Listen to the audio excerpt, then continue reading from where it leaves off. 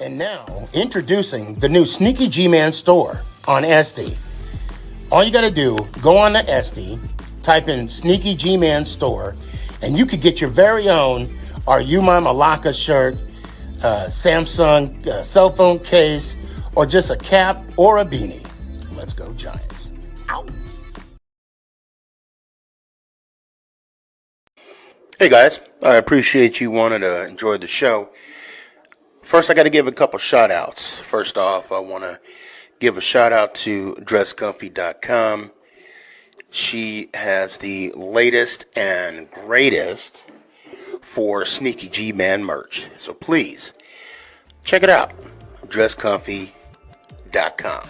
Also want to give a shout out to 3 a.m. water hydration for the go-getters. Natural spring water.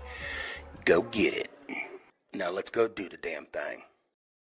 Before we do the damn thing, I got to give a shout out to George's Trophies, aka Sergeant M replica trophies. Guys, Father's Day coming up soon. This is the perfect gift. Matter of fact, this is the perfect gift for any occasion. I mean, who wouldn't want a replica Super Bowl trophy of their team? The team that got the ultimate prize, the Lombardi Trophy. So when you get a chance, go to his Facebook page, George's Trophies, aka Sergeant M's replica trophies. Now, we gonna do the damn thing.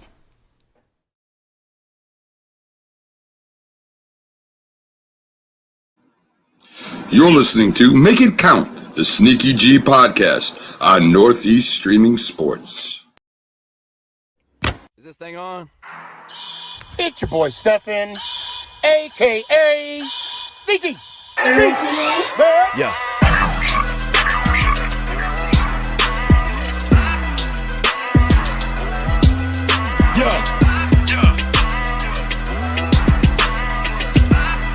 Lyrical assassin.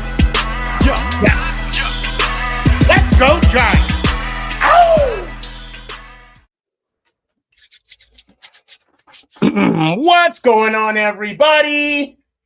It's your boy Stefan, a.k.a. SneakyG.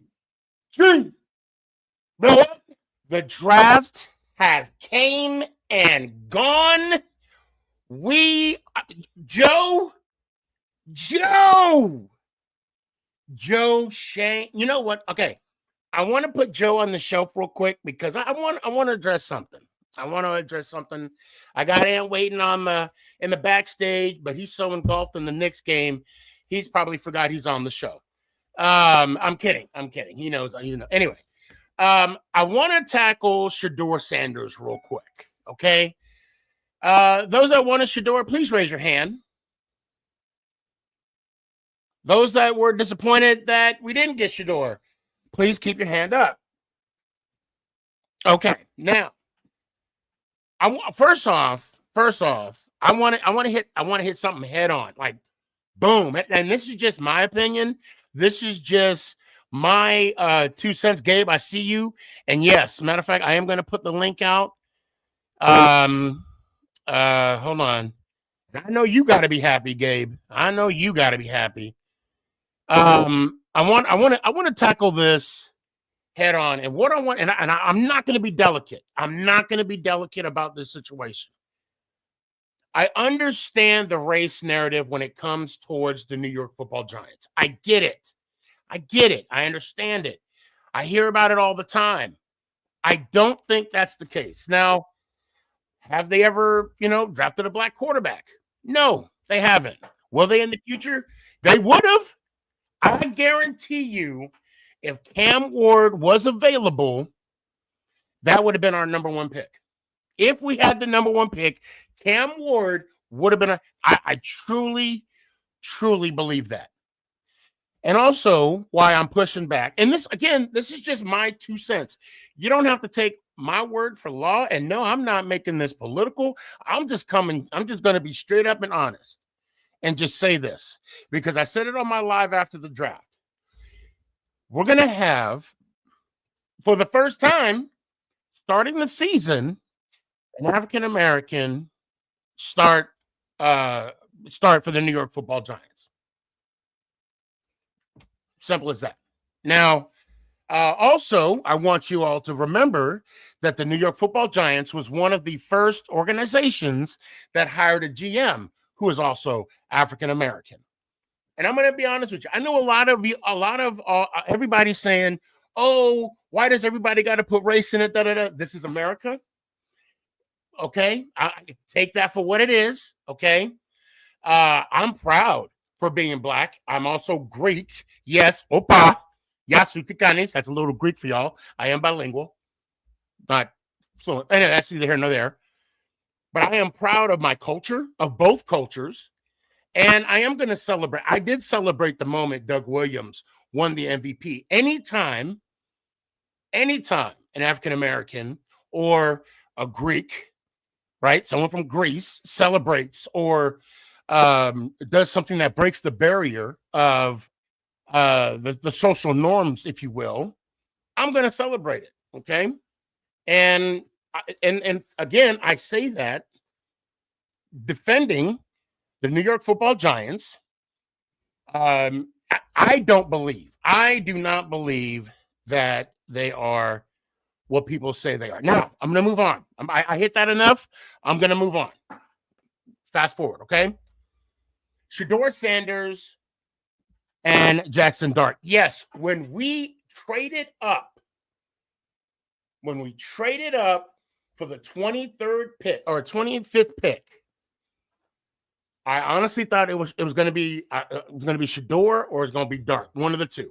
Okay, I was not surprised when it said Dart, not for the least. And here's why. Here's why. And I'm gonna get to Shedeur here in a second. Let me get a sip of my water. Now, let's just say, and I didn't think about this until the night of the draft when we traded up to get Dart. And I see people are in the backstage. Don't go anywhere, guys. I got you. We got a lot to talk about today. Look, Shedeur excelled at Jackson State. Shedeur excelled at Colorado. Okay. However, I'll say however, the argument I could understand, and I know a lot of people were talking about this. Who did Shedeur play? That's going to be the argument.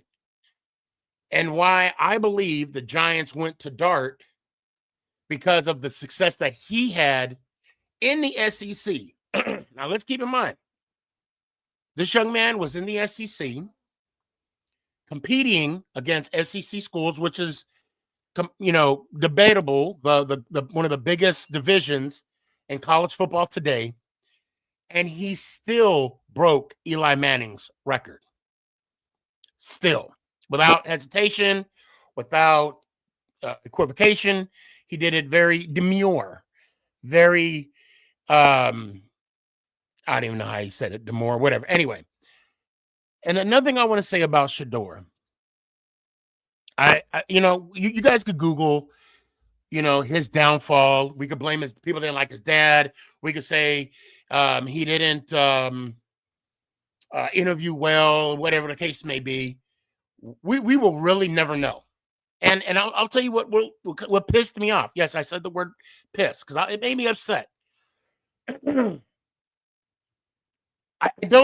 If someone is going to criticize a young man that it's going to negatively affect his future, why be anonymous? Why can't you stand 10 toes down and be like, I said this was the worst interview that I have ever seen in my NFL career? Why do you have to be anonymous? And I know it said an NFL assistant, blah, blah, blah. You could read what they said. I'm not going to push that narrative because, Shedeur did get drafted to the Cleveland Browns. Good luck to him and good luck to his future in the career. I hope he has a, I'll say Brady-esque career. I really do, because he does have a lot to prove right now. Okay. But again, that being said, why be anonymous? I mean, if you're so sold on your convictions of what this man represents, just be, like I said, just stand on principle and be like, look, this is Joe Smith from the Dallas Cowboys, Atlanta Falcons, even the Pittsburgh Steelers. Just stand on business and be like, this is why we didn't like him. This is why we did. Now, is it going to help the narrative? No, not at all. But at least, I mean, maybe just for me, maybe it's because I don't like it when people give the oppression that, they want to criticize someone, but they don't want to acknowledge, they don't want to use their own words, right? They want to hide behind this facade, right? This blanket, this person with no profile picture and some obscurable name that we can't even make and has no videos on it. And y'all know who I'm talking about: TikTok, Instagram, Twitch, all them. Y'all know exactly what I'm talking about. The same person, the same troll that comes onto your content, complains about everything. It don't even matter what you say. Complains about everything with no profile picture. That's what this person reminds me of. And it really just it chops my hide. I'll tell you that right now. And what's up, man? What's up, brother? How you doing? I'm good. I am real good. I am real good. So speaking on the Shador thing, I feel bad for the kid. I really do. And again, I agree and disagree with what you're saying about come out, whoever it was. So if I'm with you in the fact that I think that person should come out, whoever it was. At the same time, it's like an NFL reporter saying my sources, my great sources have told me blah, blah, blah, blah. So it has been confirmed that Todd McShay is the one that said this, but it hasn't been confirmed of where he got it from. So for him, again, it's that my sources thing. And only because Todd McShay is a legitimate reporter, a legitimate journalist, you kind of lean towards what he was saying. And the fact that, again, it makes more sense because now they're saying that there were multiple teams that were saying the same thing. I don't want to get into those teams. The consensus has come out that when it came to the Giants, as per Todd McShay's source, that Shador came into the interview with the Giants, one of many he had. Supposedly, Daboll gave him some homework. He didn't do his homework. Daboll was upset with that. Called him out on it. Shador didn't like he called him out on it. And he acted on that. Yep. And that's where everything went downhill. Does that? I don't. And that's the thing. I don't want to push that narrative out there. No. We don't know what's true. We don't know what's not. We can speculate, right? We can always speculate. Right. And Daboll's not going to say anything. I mean, that. No. They got to be PC with all that. Plus, the other thing is, even if it really did happen, I don't think that NFL teams and coaches and GMs are out to get anybody. If the kid messed up, maybe they told, because I guarantee they got calls saying, what happened? Why didn't you take him? Was there something you saw? Right. And they might have said something. So, but that again is between the GMs and the coaches. And we can always assume that the NFL is very John Wick-like. Yeah. Where if one thing happens in one area, the whole league's going to know. Yeah, it's the snowball effect. And they're going to know. Now I want to bring in Gabe and Danny. Oh man, Jalen, Casey, Daryl. I see you. Bear with me 1 second here. What's up, Gabe? What's up, Danny? What's up, Danny? So first off, I want to start with Danny. You no more. I'm sorry. I'm sorry that, What you mean? we didn't Oh, get Shador. Yeah, we didn't get Shador. Oh, good. Now I want to know exactly when you heard the Giants. Wait, hold on. Wait a minute. Let me hold on. Bear with me 1 second. There you go. Let me hold on. I know I have it here somewhere. Hold on. I know where I heard it. I was halfway Shit. home, half asleep from the alcohol consumption, and some guy, Sneaky G Man, called me. He goes, "Did you see it? We just traded up. Yo. Actually, if you look at the video that Sneaky There we posted go. about that, I found it. you There we hear go. me and my son talking in the background. So when I heard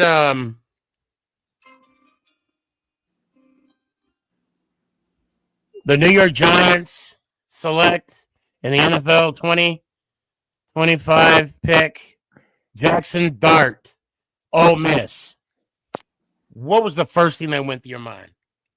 I mean, Or y'all was it know the who I wanted. or was it I the know who I backup? wanted. Like, I was kind of bummed out, but I said before on your show, like I don't mind. I didn't mind if it was Shador or Jackson Dart. Okay. Like I wanted them to take One of them. I know they wasn't gonna take Shador at 3, obviously. So I like that they took Abdul, but I told in your past shows, I was like, I'd rather take Abdul Carter at 3. It's either gonna be like my preference was Shador or Jackson Dart. Okay. Those are my Okay. But it is what it is. I trust what they're doing, and hopefully this kid pans out. That's all. Yep. That's all we can do right now. I Now I want to ask. the right way. I think they're going to do it the right way too. I think he's going to sit for the year. I would Maybe get some trash time. Yeah, I would. Now, Gabe, before I get to you, I want to ask Ant and I want to ask Danny this. Will you support him more than you did Daniel Jones? I'm talking from the jump. Will you support Jackson Dart from this day forward? I'll support him the same way I did Daniel Jones. We'll see how it pans out. For now, I'm going to root for him because he's my quarterback, regardless of what happens. Okay. If it turns out he's not that guy, then he's going to get the same treatment that Daniel Jones got. But now, okay, that being said, what's the time frame that you're looking at? I mean, we're going to have this guy possibly 5 years, possibly. Are we going to wait? Are we going to wait year 3? Are we going to wait year 4? Whoa, no. I mean, I would say he's going to start for the New York Football Giants. Not this season, but the following. Yeah, I agree with that. Okay. Yeah, and I think we'll know. I think we'll get glimpses. I don't want to push that agenda too far because we had glimpses of Daniel Jones his first 2 years. Right. And like I said, when we went to the playoffs that year, we got sold a bag of non-magic beans. Okay. Right. Now, Gabe. What up? Your guy got picked. Your guy got picked, Gabe. Come on. Told y'all. Hey, but it's just the Penn State bias, right, guys? Just the Penn State bias. Totally. Is that where you're going next year? Hell no, I'm not going to Penn State. I don't want to go to that campus. Not for nothing. I have to put my 2 cents in on that. The Giants did sign a Michigan player as an undrafted free agent. So Okay. Right, they did. All right. Probably won't make the roster anyway.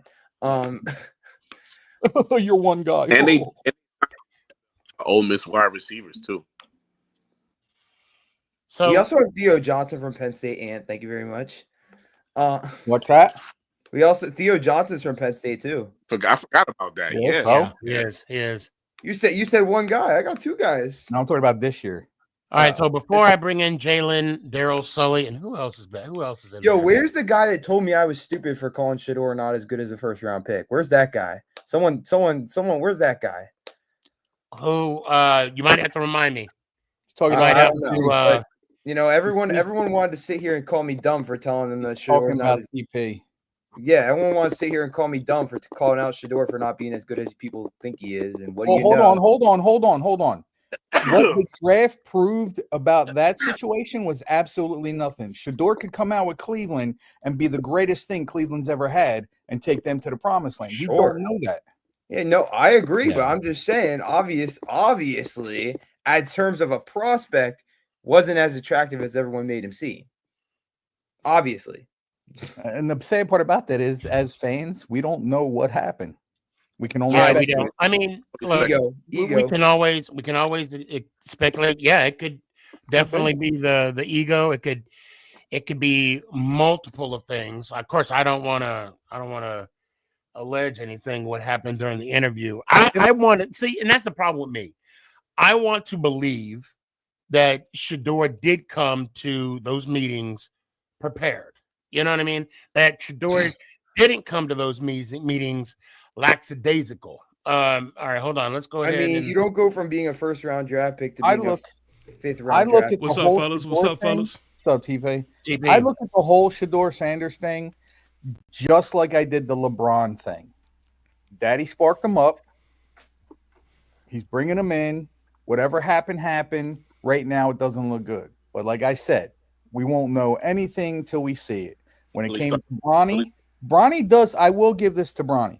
Bronny does show potential. He's very young. He did definitely get drafted way too high because of who his daddy is. But he could still pan out to be something. Just like Shador. So, TP, you said you did type in there, but why didn't we get the number one pick? Well, let me say this, right? Okay. So let me start off with making this clear, and I want people, like, when they hear me, I want them to listen to what I am saying and don't try to formulate my words and turn them into something else. Okay, that's the main thing. All right, can anybody 100% go out there and say that this situation, when it comes to Shador Sanders, was racism? No. Not at all. No one could 100% say that. But on the other side to it, and this is the disconnect between both sides, is that I think the people who are making the claim of it being racism is that on the other side of it, people lack compassion. And I think what people need to keep in mind is, if they do believe that it is racism, and this is not even just on the Giants part, I'm talking about on the NFL part. Mm-hmm. If they believe that it is racism, ask yourself, honestly, can you fault them? Now, again, none of us can definitively say that it is or isn't. We're all playing pretty much the guessing game. We all have different opinions on what it may be. Facts. But we're lacking the compassion when people believe it to be a racism thing, because let's look at the history here. What we can't do is act oblivious and act like black athletes are treated differently than Caucasians. We can't. I mean, there's plenty of examples. When you bring up the rap sheet with Johnny Manziel, you can throw that as an example. Right. When you bring up the situation with Cam Newton celebrating and them calling him all of the type of different names, but then you have Aaron Rodgers, who is literally thrusting into the camera in the crowd. We can bring up that situation. When you bring up Shador Sanders, he goes to the pro day wearing his hat how he wants it, but then you have Jackson Dart wearing it backwards as well. But guess who they criticize? So I say that to say you can't fault people for believing that to be a theory. But again, no, we none of us will 100% know. But I think that everyone deserves a certain level of compassion, especially when it's on the topic of race. And that's just it. That's just it. I believe that's fair. I believe that's fair. And I think that, I believe that, when you want to look at, and you say the NFL as a whole, that's so correct, because it's easy to point the finger at one team, I'll say the Giants, and fault them or say that they are you know, a racist team because of the history of that position, right? Right. But you know, when you look into the history of it, or even the organization at itself, but also let's look at the Steelers. Let's look at the Saints. Let's look at other teams that he could have fallen to. You know, I highly doubt Mike Tomlin's racist. You know what I mean? I highly doubt that the Saints organization is a, you know, but you're right. I do leave that door open for the compassion and the empathy aspect of it. I'm not going to speak for you, TP, or even you, Danny, Gabe, or Ann. I don't know if that ever happened to you, but I mean, I myself, I've been racially profiled. You know, and it sucks. You know, when people follow you around the store, or you know, you're in the wrong neighborhood, or driving too nice of a car. And I've been in situations. I mean, that's another topic for another day. But when you look at, I look at this situation, not so much as, and you're right, you're spot on when you brought up Manziel. When I was at the barbershop, getting a little touch up on the fade, you know, someone asked me, why is it that, you know, the Manning family, Eli, got to pick where he wanted to play, you know? And then I threw it back. I said, well, you know, John Elway did the same thing. And I think we can always speculate, as we know, as the, you know, the league could be taking somewhat control back. Someone mentioned on ESPN that they understand that these college players are making all this money from the NIL deals, and they want to ring them in, and this is how they're going to ring them in. And I think there are some compare and contrast, and there's some legit arguments and examples we could put out there, but at the end of the day, we'll never know. Yeah. And I don't want to, and I don't want to continue and that's why when we started talking about the speculations and the narratives of the type of interviews he had, and the type of discussions he had with teams, you know, I don't want to get into that, because I don't want to further push that narrative, push that conversation out there, because it's already been out there and he's already drafted. But the fact of the matter is there's no proof, and at that I truly believe that that's as far as it's going to go. I agree with TP, and I want to thank TP, because as a white man, now I grew up with Hispanics and blacks my whole life. I have very few white friends. So, and I grew up in, you know, urban developments. But I've never personally felt with what my Spanish and my black friends have gone through. You know what I mean? I've heard the stories. I've seen a couple things here and there. But the way that TP just put it out there, it definitely helps. It definitely helps me to understand more, and I'm sure it helped other people. So again, TP, thank you for that. And go ahead, TP. You had a thought. Go ahead. I'm sorry. No, I just want to kind of conclude this, because all in all, racism is such an ugly discussion. No one wants to really talk about it. Everyone gets a little uncomfortable when it's even brought up. And when you put racism beside football, which is something that brings us all together, and it is something that we all enjoy, it's uncomfortable, you know, and no one really wants to take it there. But at the same theme of things, you know, it is necessary, and it is something that I feel you can't slight it. It's so important. Mm-hmm. So when you could have conversations like these, and it could all be respectful, and there's no trolling, and there's an understanding, that is important. That is real important. And you could move on, and you could, you know, get past it. Well, it's like I've always said, the message of ignorance, people take that as a bad thing. Ignorance is just not knowing. Talk to someone. You know, open up and have a conversation about it. You can agree to disagree, but you know what? In the end, you're people. Just be people. Yeah. And agree. It's very uncomfortable. It's very, I mean, nowadays it's political, you know, no matter how you look at it. But at the end of the day, it's something that we have to have these conversations. And that's why I wanted to address that first thing in the show.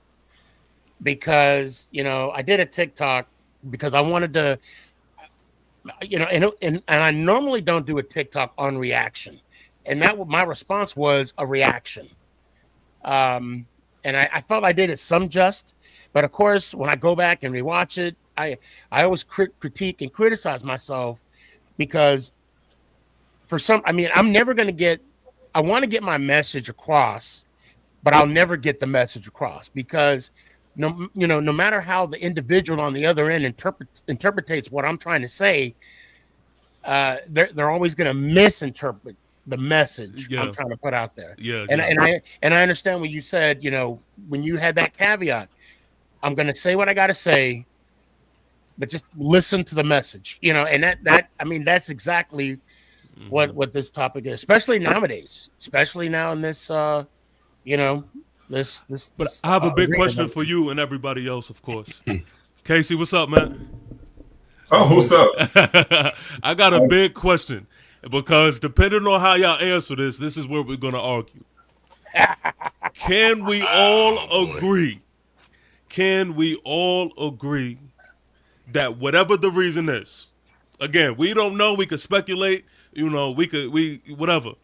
But can we all agree that Shedeur Sanders didn't fall to where he fell because of anything that had to do with on the football field? I can agree with that. I agree with that. Yeah, for sure. I can agree with that. Wait, are you saying meaning are you saying that he fell because of like the ego and not his play? Is that what you're talking about? Could have been. We don't know. That's the point. I'm saying whatever it could have been, right? I'm saying not between the white lines, basically. Exactly. Yeah. Mm-hmm. I think so. I can agree with that. I think there were faults in his game, though. The sad thing is, oh man, I don't want to sound like the old angry black man. I'm going to bring it back a little bit.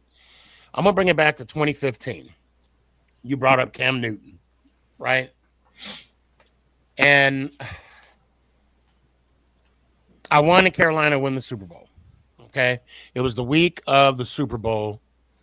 And when I saw, and you could go back that week where I don't know if it was media day or it was like the introduction of the team, but Cam Newton was coming out before the Denver Broncos, and he had a towel wrapped around his head a certain way and all that. And to me, it just, I hate to use the word cringe, but when I saw that, I could just see what other people, I could just hear what other people would be saying about that incident, and these are the same people that would tell Cam to cut his hair. I mean, you know what I mean? If that makes any sense. And at that moment, I just felt that game wasn't going to go the way that I wanted it. That they were going to lose the Super Bowl. Because to me, he didn't look comfortable. First of all, and I don't know, but just small things like that. And I bring that up because you're talking about the hat being on backwards. You're talking about how Shedeur is presenting himself. I have no problems. I have no problems with the way Cam Newton had the towel on his head. But the audience that Shedeur was talking to, the media, the owners. My thing is, I love the fact that he said, if you're trying to change, if you don't want to change your culture, don't pick me. I love that. I thought that was good. But that was one of my favorite quotes of his. Right? But yeah. Maybe some owners didn't feel it didn't reciprocate or didn't hear the same message that he was trying to put out there. And secondly, how many coaches out there in the NFL were afraid that their job was going to be on the line if, say, Shedeur was picked. Because let's face it, Dion is the only coach that Shedeur really had. Sneaky, to that point, right? I'm gonna say this, and this is not a literal term, right? But I think Shador committed the crime, but but the punishment Doesn't didn't match the fit. crime. Yeah. And when I say that, it's not a literal. He didn't commit a literal crime. That's not what I'm saying. What I'm saying is he definitely went out on a ledge, and to some degree, I mean, if I'm being honest, he was wilding on some of the things, that his approach to things. He was going out there, but I'm not in it. I'm saying him, but I'm putting him and his dad together, right? But when you go out there and you're saying what team that you are and aren't going to play for, Right. you know, you're talking about certain organizations in the light, and you're making it go viral and stuff like that. When you take that approach, there is definitely an argument to be had to say, okay, why would I want that on my roster? Right. Now, on the other side of it, I definitely don't think that warrants for certain teams to pass up on them the way they did. Right. I completely disagree with that. So again, that's where that like gray area and just. I mean, I commend. Look. I commend what Dion did for his family. Okay. He has 2 sons. That's in the NFL. I mean, of course, he himself had a successful NFL career. And I don't blame him for going on a talk show and wanting to protect his sons, right? But you're right, saying that you know, my kid will go here, go there, or even saying the fact that, you know, Travis Hunter and Shador are going to go 1-2, or you can't predict other people's actions. And that's where I think there are times where we have to be political and diplomatic, if that makes sense. And I feel that, you know, now we know. Now it's a learning lesson, you know, for any future prospects out there that have former parents in the league or anything. Casey, you wanted to say anything? Yeah, but you can finish your point. No, I did. I'm good. All right. So I've been sitting here quiet for a while. Boy. Number one for me, I think that Gabe might actually be onto something, because I don't think that Brian Daboll and Joe Shane, knowing the situation that they are in right now, that they have to show progress and they have to look like they know what the hell they're doing. I don't think that they don't pick Shador because that's the case. Like, I think that they went with who they felt was their best option, period. Now, from what I understand, they tried to get the number 1 pick, which means they tried to get Cam Ward. It did not work. Tennessee was not coming off of that pick without probably giving up the house. So I think they went with the best quarterback that they felt would work in their system, which, again, from what I understand, Jackson Dart is closer to Josh Allen than Shador Sanders is. So they went with who they felt was going to keep their jobs. Okay? So now, to the race thing, the Giants tried to get Jaden Daniels last year. Didn't work, but they tried. They tried to get Cam Ward this year. It didn't work, but they tried. So what does that tell you? They're not a racist organization, period. Well, hold on. Let me say this, though, because this is not even. Hold on. Can we let Casey finish his point? Go ahead, Casey. Go ahead, brother. Go ahead. Sorry. I don't want to forget it. Okay. Well, TP, to your point, I get having some reservations when you talk about the history of America at this point, not just the NFL. Mm-hmm. But at the same time, you can't just call somebody racist without some actual evidence. You know what I mean? Like, oh, they've never drafted a black quarterback. Okay, but they've drafted black everything else. Are you referring to the New York Giants or are you referring to the NFL? I'm just referring to the Giants because Sneaky kind of stole my thunder a little bit because I was actually telling Jalen before the podcast that like I'm just tired of these so-called Giants fans that will sit there and say stuff like that. I'm like, look, at the end of the day, if you really feel like they're racist, stop watching the team. All right? Because you like to me, if you believe that they are racist and you're still watching, what does that mean about you?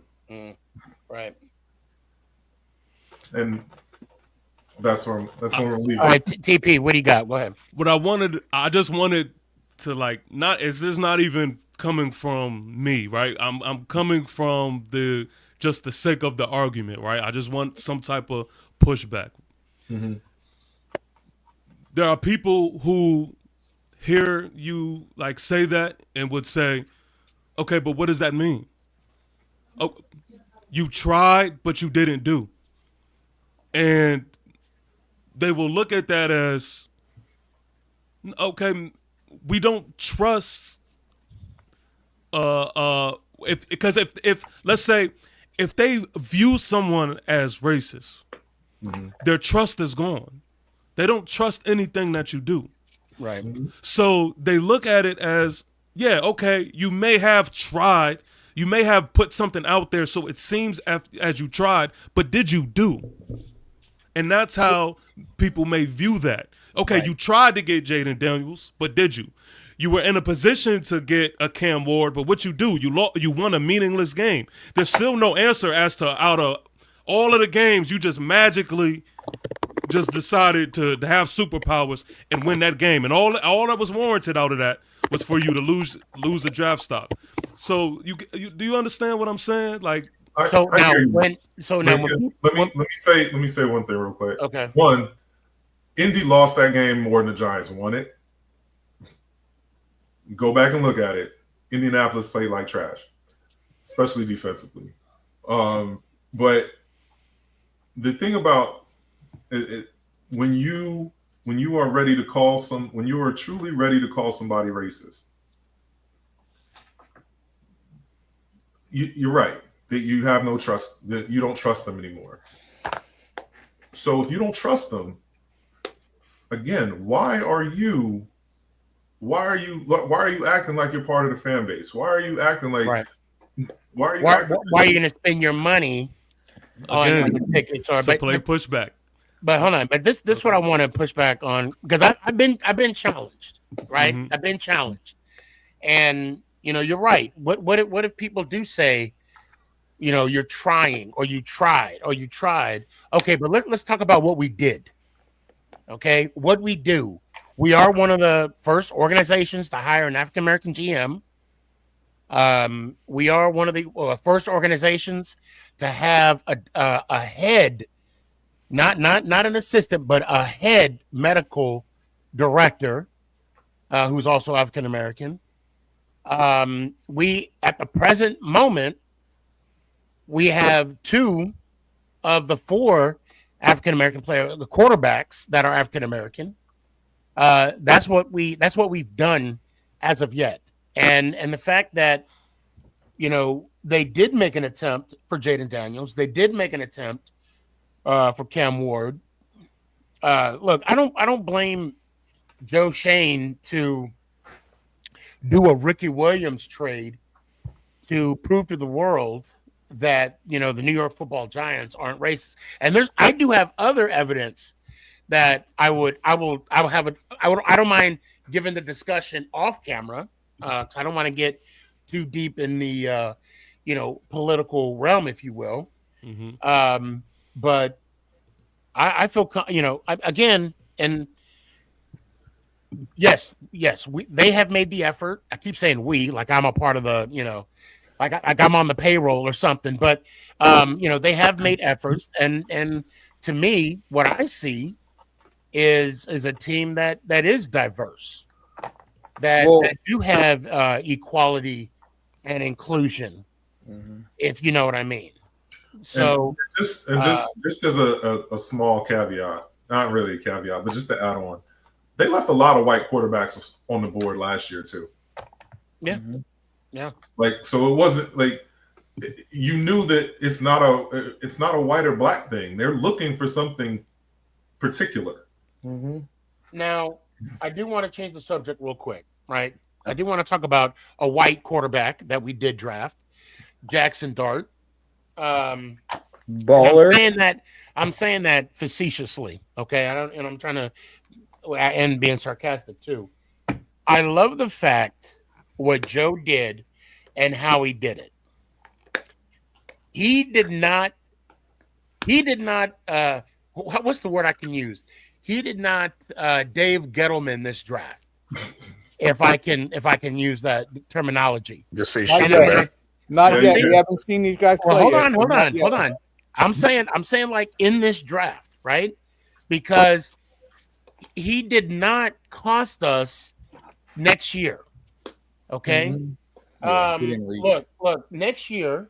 Are you talking about the draft or a quarterback? I'm talking about the trade. My bad. I'm talking about the trade that Joe Shane did with the Texans for us to get. Yeah, we gave up a third round for next year. Yes, that's it. So we gave up a little bit more than that. Well, but no, we gave him our second round pick. The 99 pick. We gave pretty much nothing. We gave him pretty much. Yeah. All right, let me get this out. And then we can critique it. I mean, for a franchise QB, that's like nothing. So no. I'm not saying that, but go ahead. Yeah. I'm good. Okay. Go ahead, bro. Thank you. We gave them a second round pick, which was last year, a third round pick last year. The draft that just passed, and then next year's third round pick. Third round. Yep. I mean, what? We still got our first 2 rounds next year. That's nothing. What that equates to is next year's third round pick. Because if you look at it, we had 2 third round picks this year. One was given to us. And then the second round pick we used to get in the first round. So that's a bonus. That's not a loss. So God forbid, and I'm going to say God forbid, we have a whole new regime next year. It did not cost us our future. Still gonna suck. I honestly think at this point, I'd rather them keep the current regime since they drafted Jackson Dart at this point. I agree. No, I'm just playing the double-edged sword. That's ride out their contracts, just ride them out, and see if they can do something with Jackson Dart next year. Correct. Sully, Daryl. But what if they come and win 3 games again? Hey, gentlemen, what's going on? How y'all doing? What's going on? Yo, what up, Daryl? Hey, what's up, TP? How you doing, brother? I can't call it, man. Go ahead. No, go ahead, Sully. What's up? Go ahead. Oh, no, I was just saying what up to everybody. You know what I mean? How y'all doing? Yo. Good. Just watching this Knicks game, man. I dig it. Hell Bridges, but that's okay. Sneaky, I was going to say I disagree with that. Okay. Go ahead. Because... For one, I'm gonna start by saying this. I think that if we would have stayed where we was at, we could have got Jackson Dart. I disagree. And now, but go ahead. Go ahead. I think everyone bringing up that Rams thing, I don't believe in that. I don't believe that was a real thing. The Browns still would have taken him in the second round. I don't know.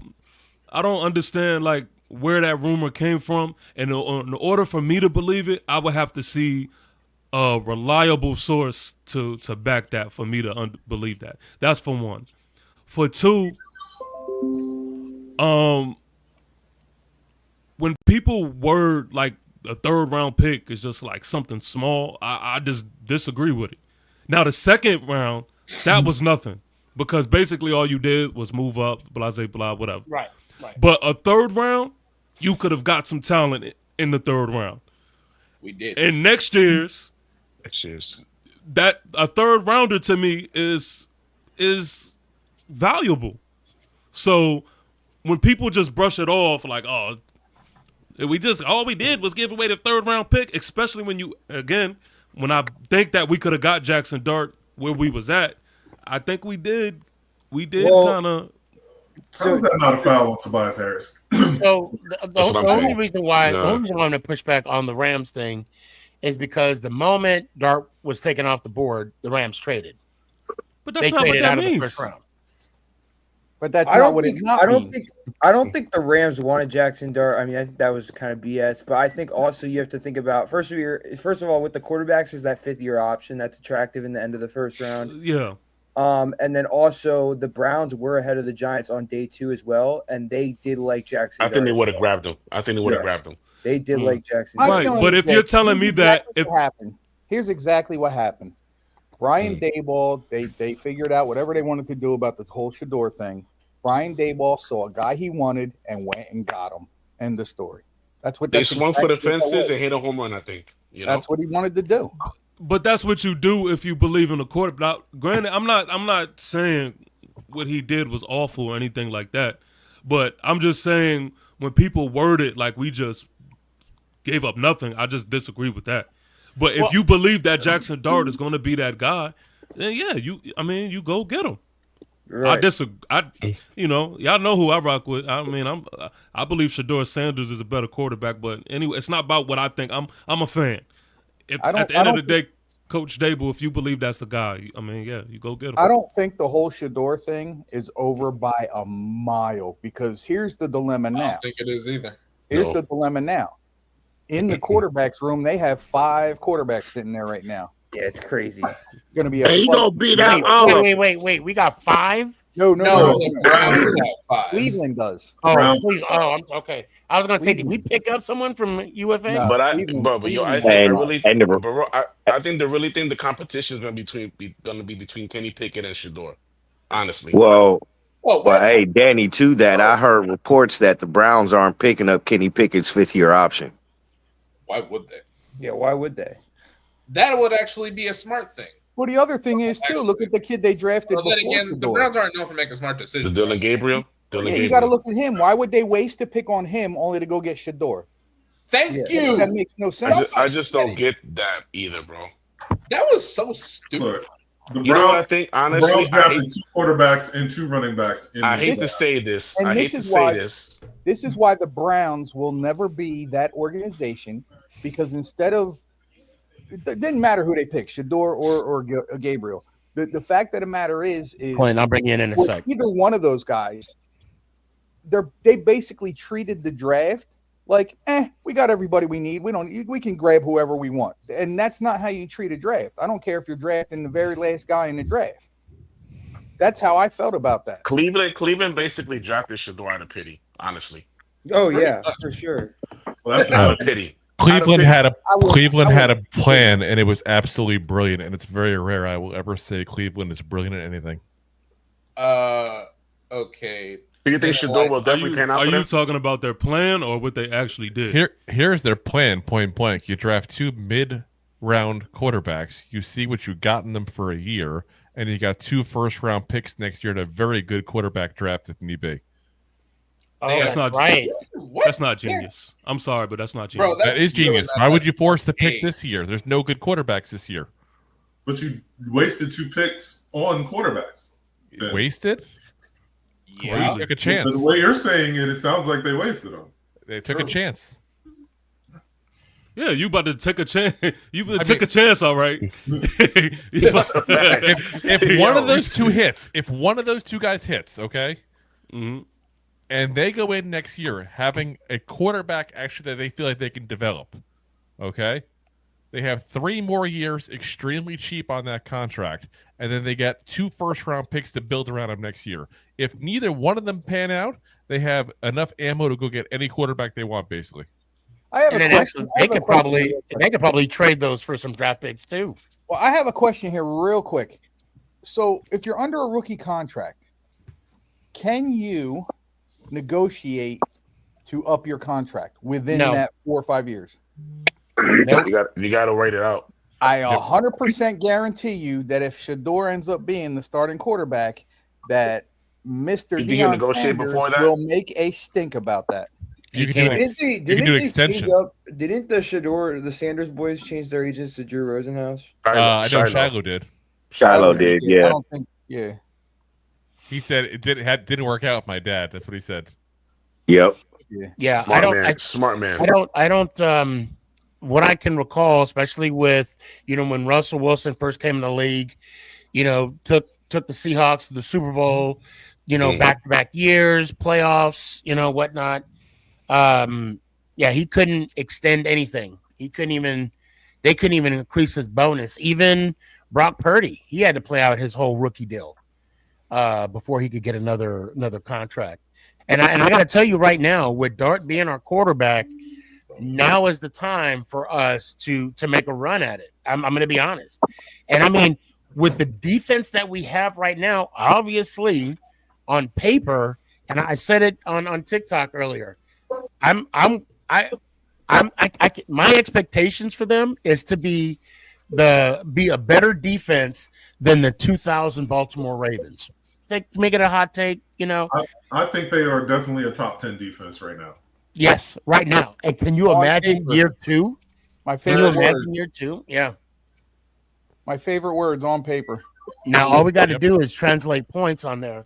On paper, 2022 is a great draft too. We got Kayvon Thibodeau, Evan Neal. I give you one of them. Not also one. So I believe Shador dropped down to the 5th round because of his attitude. Mm-hmm. Yep. But my problem with that is when you know your worth and you know who you are, why not be that confident? Look who his daddy is. Look who raised him. Right. Let me ask you this though. All right. I mean, not agree that 32 teams passed up on him multiple times. Did he really know his worth, or did he over-evaluate his worth? Nah, he knows his worth. He know who he is. No, everyone knows his worth now. And I think that's a big part of why he dropped the way he dropped. Yeah, because he know his worth, and they didn't like the fact that he didn't know his place. So they had to teach him a lesson. Here's my point. There's a difference between confidence and cockiness. That's not cockiness. That is confidence. No. But hold on. Everybody got to talk, and I listen.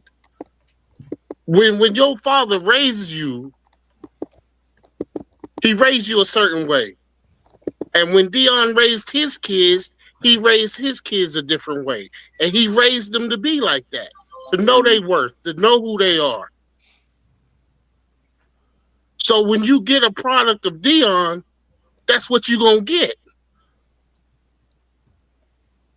I agree with you. And you cannot sit here and tell me it was because of his attitude. Because Deion Sanders had the same darn attitude, and he was taken off the board real early in the 1st round. Well, and on top of that, hold on. This young man has proven to be a winner. Every team he's ever played for, he was a winner. That family ain't nothing but winners. So when you got that type of a confidence, there's no way that all 32 teams should have passed on him. There's no way. Hey, Daryl, there was only 2 quarterbacks on that board that was worth taking in the 1st round. And that was Shador and Cam Ward, period. Hey, Daryl, can I play this for you? Just 1 second. Just 1 second. I just think can you hear that? I can hear it. I just think you deserve the Funk Flex bomb real quick because, I mean, you just came in storming like that. So that's it. I thought you deserved it, man. That's all I had to say. So now I do want to flex. I want to kind of add what you're saying. That's all I had to say, man. There is a thin line between cockiness and confidence. Okay. And how I want to address that, if people have something against, and I mean, you could, when I say people, I'm generalizing, we could say that, some of the NFL coaches or GMs, owners had an issue with it. But at the same time, those same owners, GMs didn't have an issue with Baker Mayfield and his confidence and cockiness. Johnny Manziel. Johnny Manziel. Yeah, when he came out. You got all these people with the same cockiness and arrogance, but they didn't fall to the 5th round. Listen, listen. I swear on I think that's everything. the point, though. Listen, everybody, listen to me, please. I am not a racist. But when black people try to take the head of the table, when you're not invited, guess what happens? You get taught a lesson. At the end of the day, you still a nigga. Well, damn. Well, I mean, yeah. He's not wrong. And that's exactly what happened to Shador. That's my opinion. Now I love everybody in this chat, and please don't look at me any different. Because that's not what I am. Yeah. That's just the way I feel. But all right, well, let me just ask you this. Let me ask you this, Daryl. And I love the passion. I don't know if you saw me over here, but when Ant tried to intervene, you was like, hold on. Everybody was talking and I was listening. I'm like, oh shit. Yeah, we about to get real. That poked up my ears. But okay. I hear what you're saying, Daryl. And I love you, Ant. And I ain't mean to interrupt you like that. That was rude. Oh no. We know everybody. We all family here, man. No, we all family. But I think that turned Ant on a little bit. I wanna ask you, his nipples probably dig a little bit. But I do, Daryl, I do want to ask you a serious question. I'm glad you brought that up. And my question for you, Bo, I see you, Dash, I see you out there. You better come in this live. Oh, he laughing at us. Big Dash. Dash, you better come anyway. Hold on, I gotta put this out there. Daryl called the he said, all right, let me get back on topic here. Let me get back on topic. That brother crazy. So Daryl, let me be the devil's advocate. Okay. Why? Because this is and I'm gonna get in the middle. I'm gonna get right next to you. Why? Because this is the show to have that type of conversation. And you said at the end of the day, we all a nigga. Now let me tell you this. Let me just bring up to you the definition of the word nigga is an ignorant person. Yeah. Okay. And let's just say this. I know that. I know, but hold on. Let me finish here. Now, and I'm gonna be devil's advocate here. Let's just say, for argument's sake, that Shador walked in those meetings as an ignorant person. Let's say every speculation, which I'm not gonna say it again. I'm not gonna say it out loud, right? Let's say those speculations were true. Okay. Mm-hmm. Is there some accountability on that? I mean, again, I'm just hypothetically speaking. Would you fault the owners for not taking a bomb on that because of him being ignorant in those interviews? Yeah. I mean, if he already said he could have handled some of those interviews a little differently. So he did put in his 2 cents. So no, right. I can't really fault him, but at the end of the day, when you got a certain set of people doing the same thing Shador Sanders is doing and still getting put and still on top of the draft board and still getting picked, come on, you got to start asking yourself, are we really going to be ignorant to the fact that this is really happening and not really say it? But okay. I'm not a sugarcoater. That's just not who I am. Oh, no, I get it. But let me ask, who was the 3rd quarterback picked? Was it Milroe? No. Yeah. No, Shock. I thought it was Stroud. Tyler Stroud. From Cincinnati. And where did he go? Did you see his pro day? He couldn't even throw the ball to a receiver. Yeah, that's a good point. Are you serious? He went to the Saints, Sneak. He went. Are you serious? This is what I'm talking about. Round or 2nd round. This is what I'm talking about. Well, the Saints, they were ones that were rumored that the coach didn't want the coach didn't want Shador because he was afraid of his job. Oh, well, that's another problem. That's another problem, and that's another reason why that they and Charlo even said it though. It was because of Dion, and the reason why what's name didn't get picked any sooner. I'll give you a little insights into what's going on with the Saints right now. By the way, real quick, since we're bringing that up. All right, go ahead, Drew. What you got? There's 2 reasons the Saints don't want a quarterback to succeed this year. Who's the quarterback at LSU? And Yeah. what is his dad's job? Offensive Offensive coordinator for the Saints. damn straight. Oh, okay. Oh, Okay. so okay, that was a strategy move. You got that, and you also got the rumor of 50-50 shot on Arch Manning, of course, grandson of Archie Manning, the Saints quarterback. Trust me, the Saints don't want a quarterback this year. They want to get their quarterback next year. They're They better. got people with big ties to that franchise coming out. Okay. All right. So All right, then. all right. So now we're at that hour mark. All right. This last hour, I wanna talk about this year's draft. All right. I want to talk And- about that defense, And Sneaky. we will. We got Thursday. We got Thursday. I see you, I want to Ed. talk about that Yeah, defense. I It's see gonna be y'all on fire. And Dash, when that game's over, Yep. I expect you clicking on that link. I want And everybody here are Giant fans, so I'm gonna put the link out there again. Billy, Clinton, give me a second. Give me a second here. So I'm gonna go through the rounds. I'm Hey, gonna go my through the fault. rounds. Before you do that, dinner's ready, so I got to get on out of here. But I will All be right. tuned in. What's for dinner? Spaghetti. Oh, we had that yesterday. Hey. We had that yesterday. That TP, All right, thank TP, you- it was good thank you seeing for you, coming- brother. Yeah, man. You too, man. Thank you for coming on, giving us Thank your you, insight. man. And I always love the conversations and debates. Yes, Let me hear sir. one time, fam. Let's go Giants. Ow. I Peace, appreciate it. fellas. Hey, make me a plate. I'm on my way. Got you. But see, I did all that fussing, Sneaky. But let me tell you something. What's up? I'm very, very happy with the 25th pick. You Oh, I yeah. might not be really happy about how much y'all said we didn't give up much to get him though, right? Well, no, we're not. But hold on, we're not there yet. We're not there yet.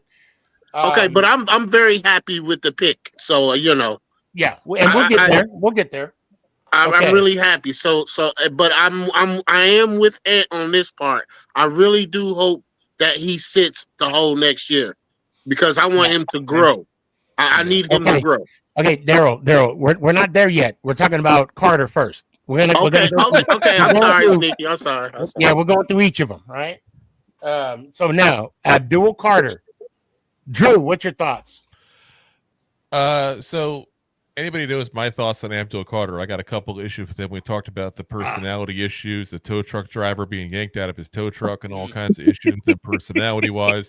I have issues with him as far as the injuries. He's got the shoulder injury towards the end of the year. He's got a stress reaction in his foot before he even touches an NFL field. That being said, he is clearly the best athlete in this entire draft. He is number one on the board just for a pure player perspective if you take those factors out of it. I also firmly believe the Giants tried to trade up for Cam Ward, couldn't do it. The Giants tried to trade down, didn't get anything of value. Therefore, they did the best they could given the situation. I just hope that I'm wrong on the personality issues being there because I'm sorry. I listen, I get it. I don't have the best personality myself at times. I'm not perfect. I am far from it. But there's never been a time in my life where I'm like, you know what I do? I need to physically yank someone out of a tow truck and assault them, which is literally what he got in trouble for last year. And like I said, couple that with the injuries, I'm not sold on this being as great a pick as some people are. But it's got the potential to be a great pick. Now, another thing too. Hold on, Jalen, go ahead. Your thoughts on Abdul Carter. Easy. Honestly, I love the pick. Like, in terms of Abdul Carter, well, kind of like what Drew said, he is one of the best athletes in the draft. And I think it's like we don't need to have Carter on the edge all the time in our defensive scheme. Mm-hmm. We keep Thibodeau and Burns on the edge, but make him middle linebacker 2 opposite Okereke, because I think that he's better in coverage than Micah McFadden. And I think he'll also be a better tackler because that was one of the biggest issues with McFadden last year, liability and coverage and some piss poor tackling, especially on like later downs. Daryl, Abdul Carter, your thoughts? I think they need to stick him in the middle right next to Sexy Dexy. Okay. All right. Danny, Abdul Carter, your thoughts? I guess we finally got an identity now. You know, Deep, yeah. Be all about that defense. KC, I Abdul don't, Carter. I don't want this to go 7, man. it's going 7, bro. They messing it up, bro. Yeah, they are. All right. Abdul Carter, I love the pick.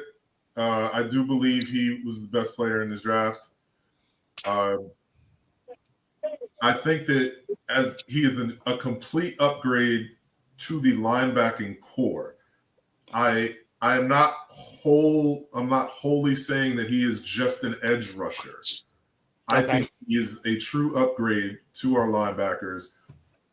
Like Jalen said, I think Micah McFadden can be a rotational piece, but I think he's a liability.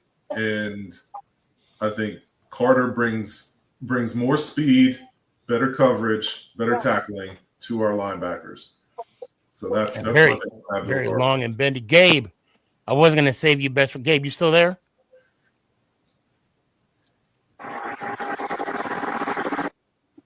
Gabe? Gabe fell asleep. Yeah, but luckily for him, he muted. And your thoughts on Abdul Carter? No?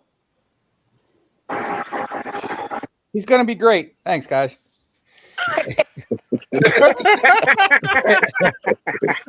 Is the next game still on? Yes, it is. Yeah. I was going to say barely. How much time left on the clock? Not enough. 7 seconds. Doesn't matter. They don't have enough time to win.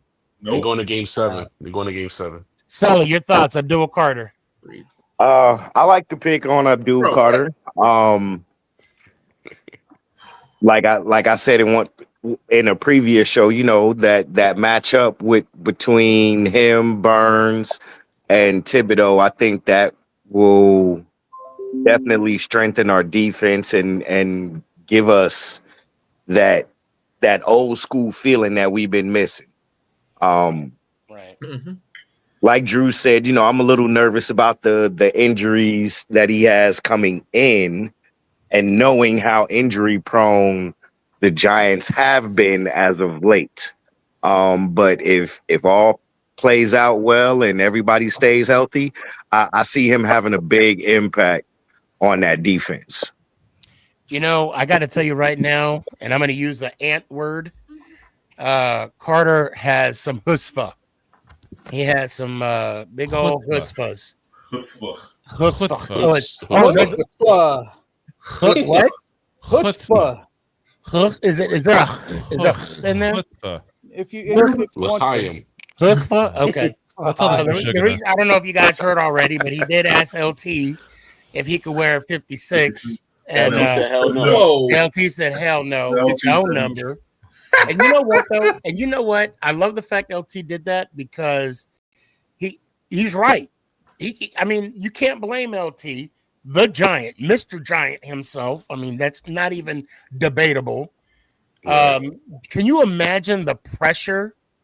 Because this isn't like the Dallas Cowboy 88. This is not like that. Okay. We're in 56. That's sacred. It is like, a matter of fact, I was offended when Evan Neal, when he came into camp, wearing number 70. You don't do that. I'm just offended by Evan Neal in general. Well, Evan Neal had on number 70. I had my reservations. So they had a talk about this morning on WFAN, and I agree with Boomer Esiason. When you retire a number, it shouldn't even be in question. End of story. It's retired. Leave it alone. Just leave it alone. Yeah. Just leave it alone. Yeah. But the problem is you have things like last year with Malik Neighbors going and getting that number that was supposed to be retired. I don't care if he asked the guy's family. It's a retired number. The reason it's called retired is because you're not allowed to use it anymore. Yeah. I feel it's And different you though know when it's a Abdul player Carter's that not gonna played wear like number 90 years 11. ago. Say what, Drew? I think it's different, a little bit different when the player played 90 years ago and he's not around anymore. And it's also different when it's literally the GOAT. But it defeats the purpose of being All retired. defensive players. Yeah. I'm going to say the GOAT, period. It's completely now I got a question from the Hall of Famer himself, Mr. Birdman. Are the Giants going to Birdman. finally sweep the Cowboys? Possible. Yes. Oh, I think if there's a nothing possibility. else this I next hope season, so. I want that Can to we happen. crawl? I'm so gonna Can we gonna crawl say before we yes. run? Can we crawl before we run here and just hope to at least split the I'm series? greedy. I'm greedy right I now. want you. I want to split. Hey, Drew. I want to split. I will say, yes, we should be crawling before we run, but also I don't think Dallas has improved their team at all. They've definitely gone down. Yeah.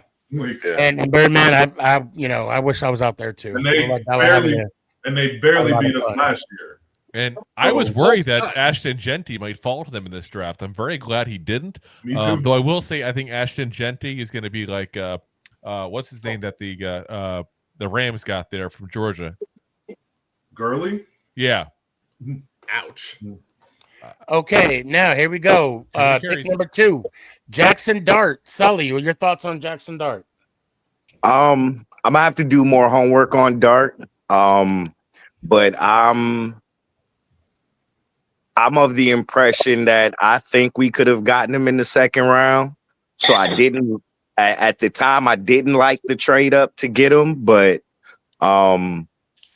hey, he's a Giant now. He's our quarterback for the future. So I'm a stand behind him until he proves that, or if he proves that he's not the future. Yeah. And Dart, your thoughts? I like the fact that he comes from one of the hardest NCAA divisions as far as the SEC.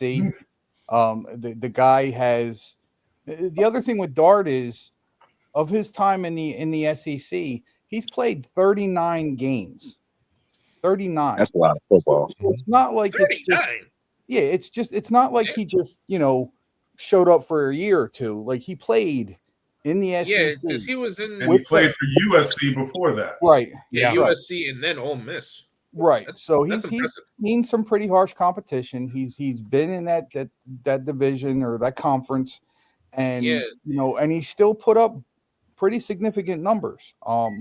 Now again, it's Casey. You're next anyway, Casey. You could make the arguments as much as you want. It is a team sport. His team has to pick him up where he messes up at. But again, he put up some pretty damn good numbers for the SEC. Casey, go ahead.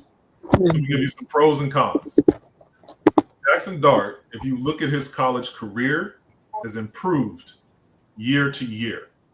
Every year, you look at his numbers. Every year, his numbers got better. His completion percentage got better. His attempts got better. His touchdowns got better. His rushing touchdowns got better, except for his last year.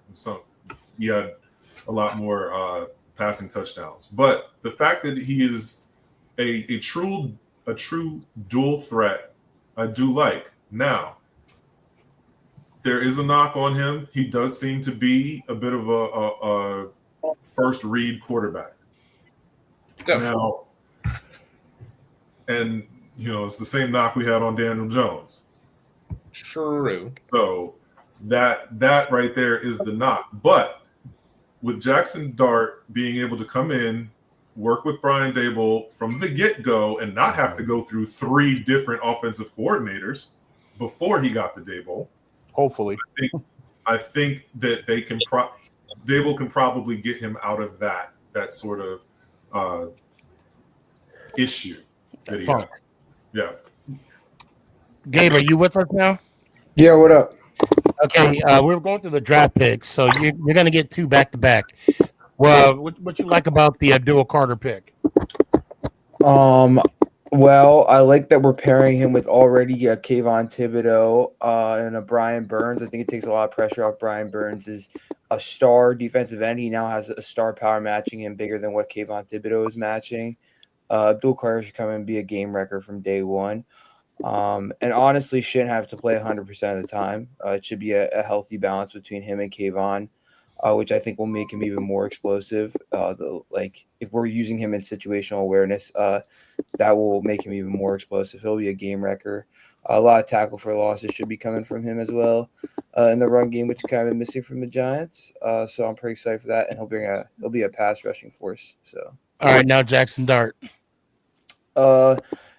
Solid. What are you doing, dude? You're killing me right now. Yeah, What? you trying to turn your phone up or something? Oh wait, you guys can hear that? Yeah, it's like you're tapping Yeah. something up. Oh my gosh. All right, sorry. My bad. Literally, I was just touching a key, like a key on my Mac. Sorry. My bad, It's a guys. fidget spinner. And then Jackson Dart. I like him as a developmental quarterback. He should match well with Brian Dable. I kind of trust Brian Dable to mold him to what he likes and what he wants. He has a nice deep ball he throws. But he needs a little work in his deep ball accuracy. So, but other than that, he plays with some intensity and energy. Like Joe Shane said, you're gonna have to teach him how to slide. But I like how he plays a little feisty out there. Okay. And he's coming from a big school. Like, he's not coming from a school called Duke. So I appreciate that, too. I knew somebody was going to say it.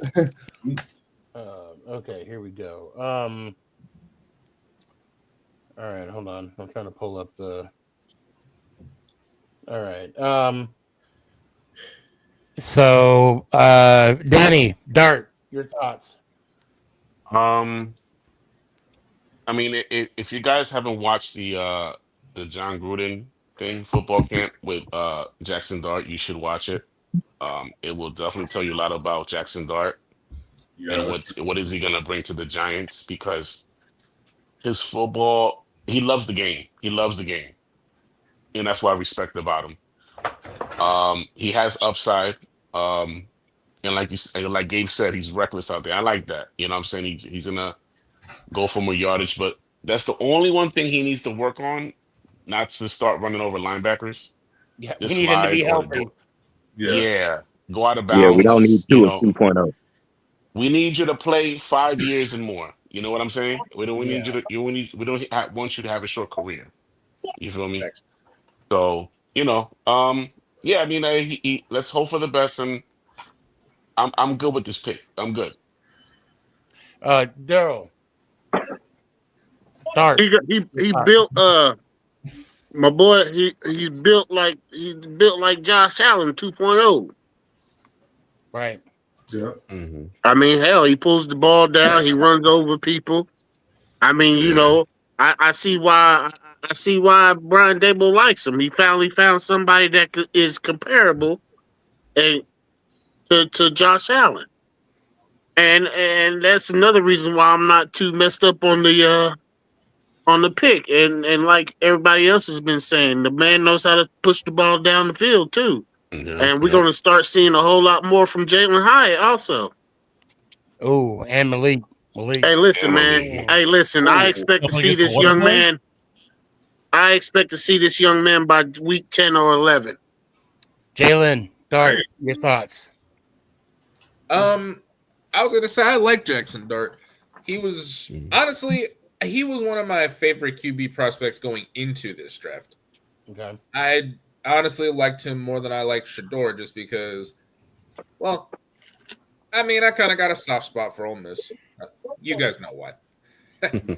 But it was just interesting, like seeing the numbers that he was putting up week in and week out last year, except for the Florida game. That was bad.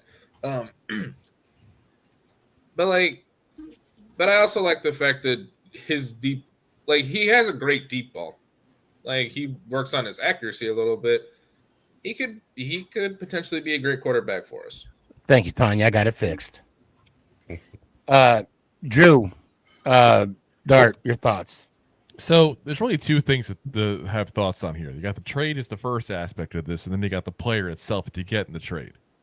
I look at the trade, and I think we gave up, not that much. I know people are like, oh, you gave up valuable picks.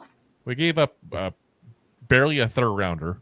Let's be honest. It's 5 picks away basically from being a fourth rounder.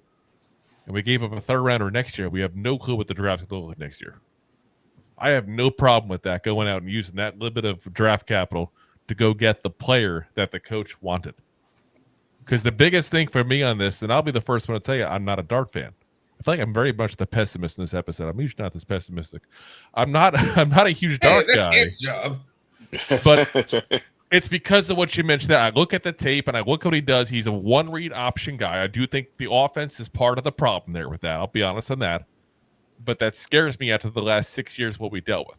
I also don't think the anticipation in his throws is the best either. But here's all that matters, point blank.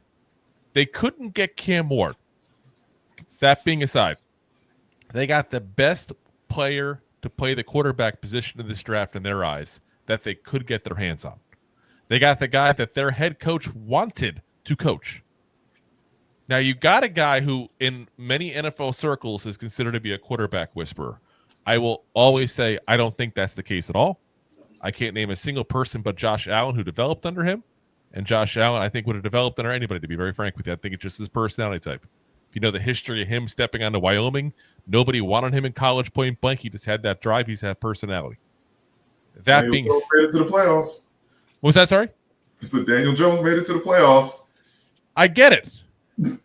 He's also out of the league, out of the Giants 2 years later, and out of the league next year potentially, depending on what he does in Indy. Let's be honest. So, honestly, $20 says DJ's the QB1 by week. You think he's gonna win a job?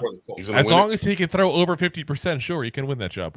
But that's a whole separate thing. What I'm saying though is, if you think this man is the whisperer, and you hired him because he is a QB whisperer, and he's telling you when you finally got a chance to give him whatever quarterback he wants, and he's telling you this is the guy I want, go get the damn guy he wants. Yeah. Because otherwise, what he becomes in the next year or two is the Daniel Jones of head coaches, where we're stuck with him because people keep giving him excuses on why he's losing. Right. Give him what he wants. See if he can cook. If he can cook, fine. We keep him for a while. I'm glad. I am very happy if this man can cook. No matter what my opinions are of individual players, coaches, and everything, I'm a Giants fan first and foremost. I want them to win. I want them to succeed. If he can't cook, though, the last thing I want is for them to go, well, you didn't give him the quarterback he wanted. Right. So he got no excuses now. He got no excuses now. This is the main reason I love this move. And I will say this. We were not getting Jackson Dart in the second round. I can tell you that 100% for a fact that I know from people that the Saints were calling up, the Browns were calling up to also move up. Now, you've also heard the rumors when it boils down to the Rams. Yeah.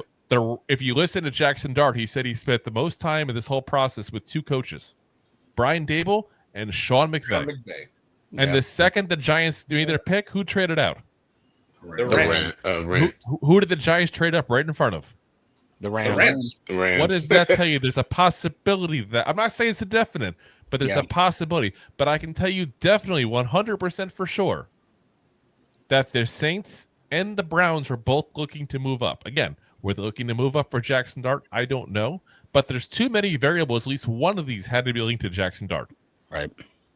He was a hot commodity for sure.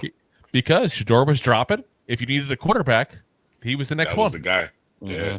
There's a big drop-off after him, let's be honest. I mean, I still can't believe that somebody drafted a 28-year-old quarterback with, no arm and injury history like you wouldn't believe. I don't get who that are you at all. talking about? So now, Tyler Shaw.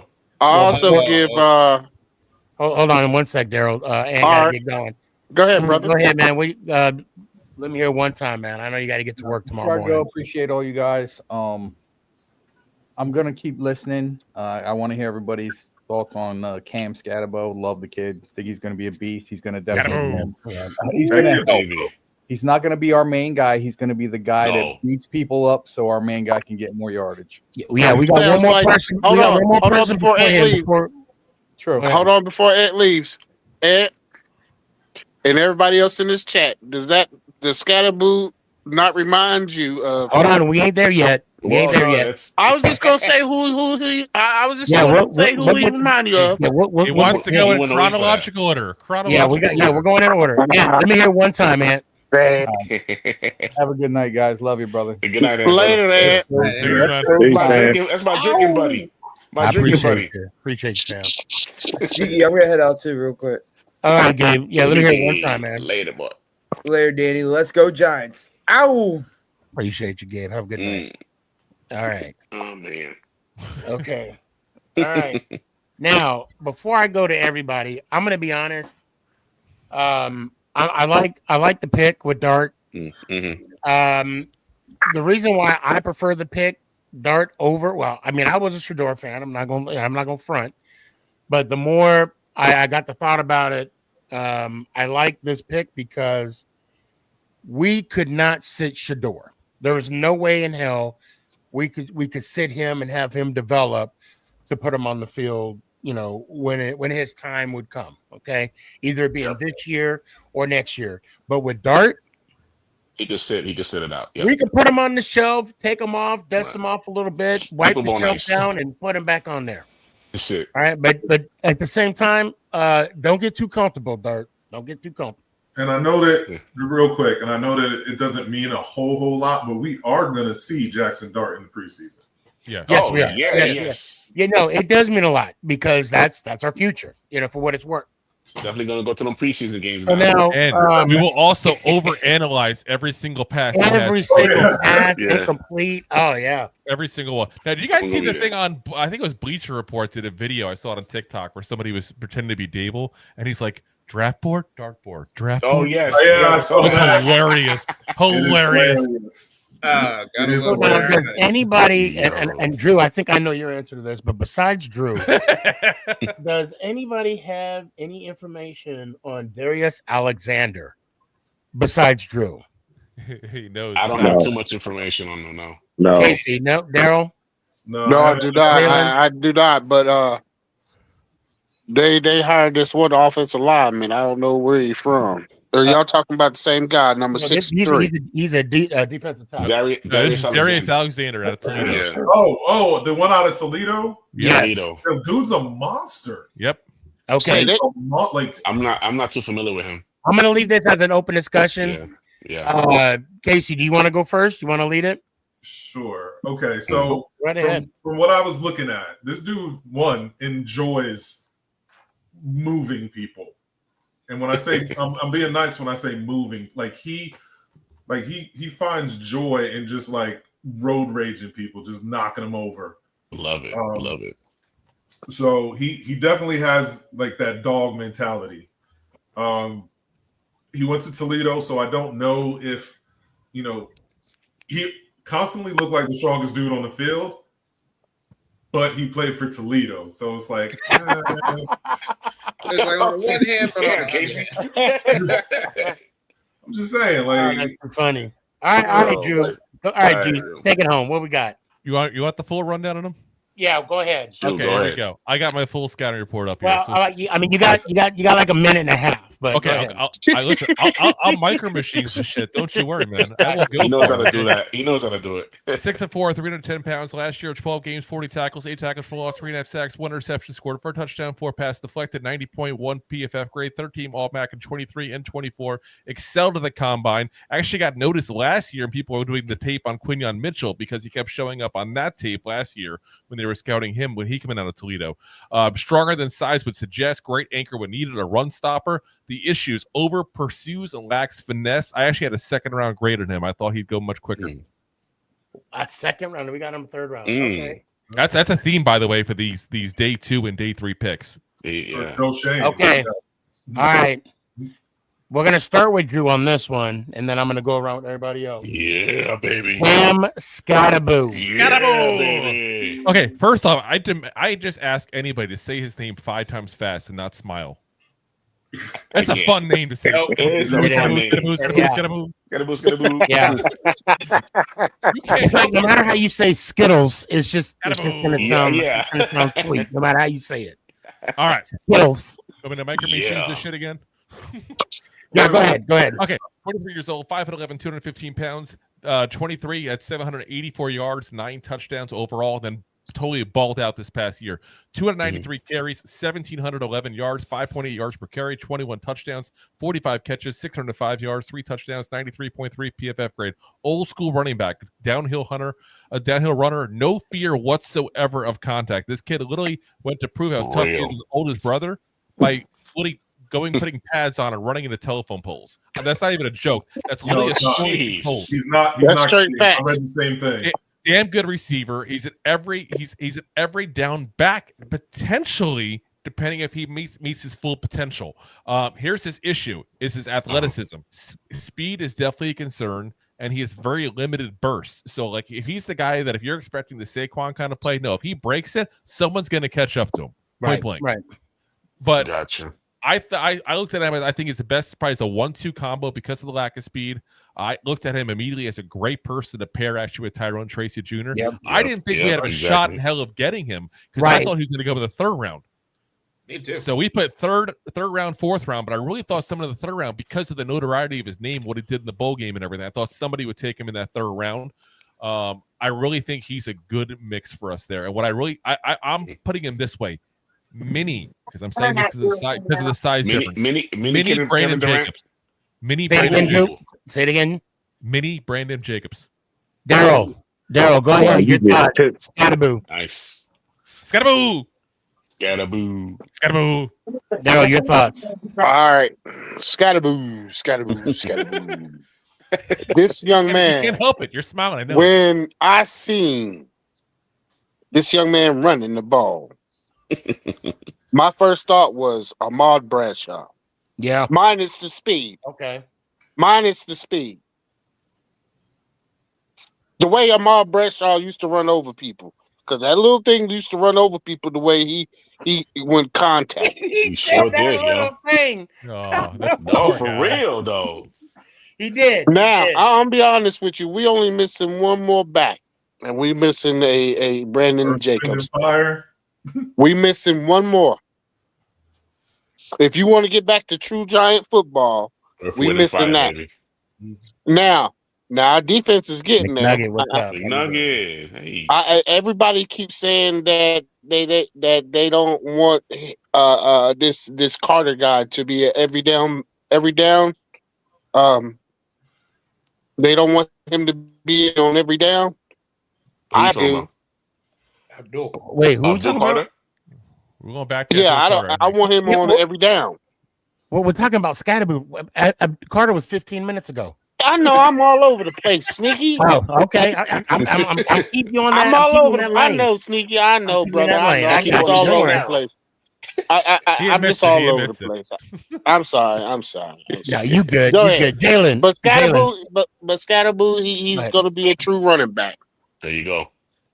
Jalen, Scatterboo. I was a little surprised when the Giants picked him up. I'm not going to lie. But not like a surprise. I was like, wait, what the why? Not like how it was when we drafted Daniel Jones. But then I started looking at his tape. I'm like, oh, okay, that wasn't a bad pickup. I was like, not at all. The way people were talking about him, I was like, I'm surprised he fell this far. Right. What happened there? Yeah. Casey, Scatterboo, your thoughts. All right, so I was with Jalen. I was like, wait, who we picking up? But then I started looking into him, right? My man finished 5th in Heisman voting. All right. Mm-hmm. That's nothing to scoff at. Right. He is a literal bowling ball. Like, and you want to talk about like pro comparisons? He reminds me of Maurice Jones-Drew. Mm-hmm. Okay. Okay. That's comparison. And I think to Drew's point, he is the perfect like yin to Tyrone Tracy's yang. Mm-hmm. But he's gonna get you 2-3 yards. Mm-hmm. Like for short yardage, that he is going. If he can run into a telephone pole, he is not gonna care about some defensive tackle. So, am I hearing Thunder and Lightning 2.0? Yes. Can I bring up one thing real quick too on Scatterboo that I think nobody's mentioning really in this whole thing that I've been very shocked. I haven't heard even like the Giants writers, the supposed pundits that know everything about the team and everything mentioned. Who was our third and fourth down back and goal line back for the last 6 years? Eric Gray. Daniel Jones. It was the quarterback. Yeah, that's right. Yeah. Daniel Jones, yeah. We didn't have somebody you really counted on a 3rd and 1, 4th and 1. That's true, though. 1 yard goal. Quarterback sneaks left and right. That's all we did. Those quarterback sneaks were like stressful. Like, yo. Yeah. So I got Bow Tie Brown calling Scatterboo a mini Marshawn. Scatterboo. Ooh, that's a Marshawn nice. Lynch. Wow, high Wow, that's praise. some. And That is Casey, I'm sorry. Did you finish your thought about Scatterboo? yeah, I was done. Danny, Scatterboo. Scatterboo. It's funny. The morning of the draft, the day of that draft, I posted something in my story on Instagram. I posted a picture of Scatterboo. Actually tagged the Giants, saying, "Please draft this man." Are you serious? I kid you not. I kid you not. I tagged the Giants. I'm like, please draft this man just to pair him up with Tracy. A couple of hours later, There he was. they pick him up. I'm like, I was ecstatic. I'm like, And you know, I could see how that is crazy. I could see how that worked out. I mean, Shane probably looked at that and was like, "Yeah, he's the one that wanted Shador." no, because I wanted Well, no. somebody to. Well, no, I mean, he was, Shane Joe was like, "That's the dude that wanted Shador." Well, since we didn't get Shador, might as well. Let me Might as make well. him happy. Let me just go ahead and get Scatterboo. Let me get Scatterboo, man. Yeah, I mean, I wanted somebody to pair up with Tracy, and I felt that was the guy for it. You know, Sully, Scatterboo, your thoughts? All right, so not to sound like I'm beating a dead horse, but I have to agree with Drew because pretty much everybody else said what I was going to say. But when we drafted him and I started looking at some of his highlight reels, him paired with Tracy, I was thinking that we had a mini Brandon Jacobs, Ahmad Bradshaw duo yet again, with him and Tracy in the backfield.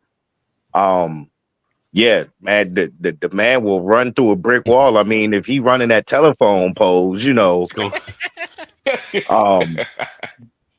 I mean that's not somebody I'd want to see in them suicide drills in football. no. Yeah, man. That's not somebody I would want to see. But I'm glad we got him. I'm really optimistic and hopeful for his output this season as far as his skill set and what he could bring. For sure. Like I said, paired up with Tracy. Yeah. I think we're getting back to that run game that we had the last couple Super Bowls we won. So I'm all for it. A lot of people saying that's the steal of the run draft. game, that defense.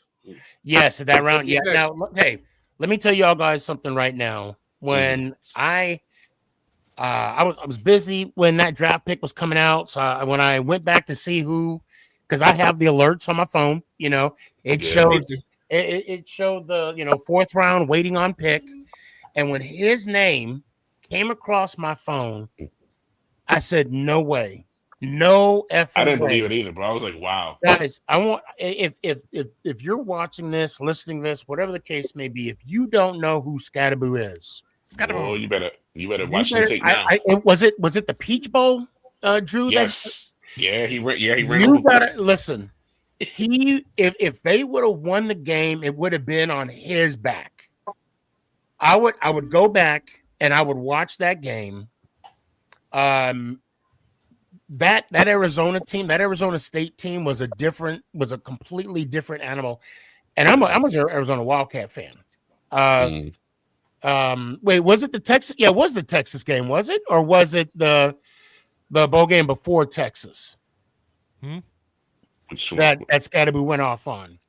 It was I'm looking it up exact here. Yeah, Texas double overtime was the loss. How many yards did Scatterboo have? That's what I'm looking at right now, trying to get for you. Zero State. And Scatterboo could throw the football too. Just saying. Oh yeah, he had a nice touchdown. Well, yeah. So, while Drew's looking for that, I'm just gonna say, out of the 3 to 4 years that Brian Daboll and Joe Shane has been in office, That's the helm for us. In office since the inauguration. Go ahead and say it. The right word didn't come to my thoughts so quickly. But what I'm saying is, I really do give Joe Shane a B- on all his draft picks over the years. But this year? What about this year? No, all 4 years. that he's been All in. together. Oh, okay. All together. Okay. I'd give him an A on this one. I mean, look, honestly, if you don't know who Scadaboo is, go back and watch that football game. Yeah, man, you have to. Yeah. Watch that football game. So- That game was a beast. Go ahead, Drew. 30 carries, 143 yards, and 2 touchdowns. And those are some tough yards. And We he got was a also dog, their leading, boys. He was their leading Yeah, we do. receiver, 8 Actually- catches for 99 yards. Yeah. Damn. Hey, you mind? We Hey, got a Sneaky, you dog. mind if I say something real quick? What's up? So, I was talking to my dad about this earlier today. Actually, like I know that as Yeah, Giants we fans, talk off the show. Crazy. So anyway, I know that as Giants fans, we have our complaints about the front office at times, Right. Yeah. and like I've had my misgivings about Shane at times, but like after this draft, it's like some of these Giants fans just confuse the living hell out of me, man, because they're over here saying that he should be. Some of them are fired. still not satisfied. Some of them are still not Exactly, that's my satisfied. point. And also, like, we're really sitting here complaining about Joe Shane. He's actually doing stuff to try and help the team. Like this offseason, this whole offseason, dude has cooked. I'm not even gonna lie. But it's like you want to He talk took about swings. a GM, how it's like people are like, how does the Giants GM still have a job? Bro, how does Cleveland's GM still have a job? Right. How Hey, does- thank you. Bro, and another thing, how does Miami's GM still have a job? Because think about it this way. Like Miami's defense a couple years ago was one of the best in the league. It felt like, I mean, like they were one of the best in the league. They had guys like Jerome Baker, Andrew Van Ginkel, Christian Wilkins, Javon Holland, and Jalen Ramsey has been there for a little bit. Oh, he's about to be out. Yeah. Yeah, he is. Yeah, They about all to trade 5 of him. them are about to be gone. Scadaboo. Scadaboo. Yes. Yeah, it's like all 5 of them are. I gotta say right now, honestly, I'm gonna have to give you a Scadaboo jersey. about the football Giants. This is one of Joe Shane's best draft. That's That's amazing. awesome. That's I amazing. would definitely give him an A. I say I would even teeter on an A plus. We gave him A+. This is definitely a huge He upgrade outdid from, himself to this draft. from, Yeah. from last year's Oh, for draft sure, to this for year's sure. draft. Yep. I'll Now give him a round of applause. Dan, okay, did everybody had a chance to talk about Scadaboo, right? Scadaboo. Yeah. Scadaboo. Okay, so now here's my thing. One thing I want to See, it's so much fun to say. One thing I want to say about Scadaboo. This is what I want to say about Joe Shane and Dable is the fact that you've heard Shane say over and over again, we want some dogs, right? You hear Dable Yes, say, indeed. we Yes, want indeed. some dogs. Yes, And indeed. what did they do when they picked up Scadaboo? They got themselves a dog. You just want to keep saying Scadaboo, man. Well, I do because and there's been so many drafts where I'll see a certain player and I'm like, oh, the Giants better get that one. And yes, Scadaboo was one of them. I'm like, we need him. We need that type of running back. We're missing out on that. And when I saw his name came across that, my phone, I said, no shit.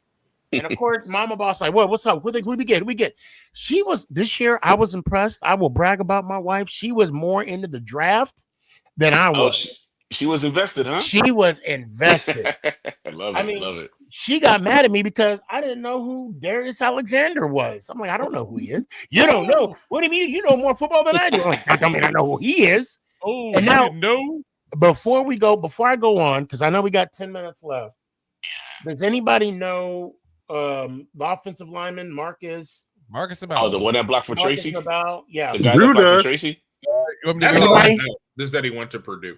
Biker Machines time. Here we Go ahead, Drew. There you go, Purdue, Drew. All 6'5", yours. 300 pounds, 22 years old, 32 career games, three-time first team All Big Ten, 22, 23, and 24.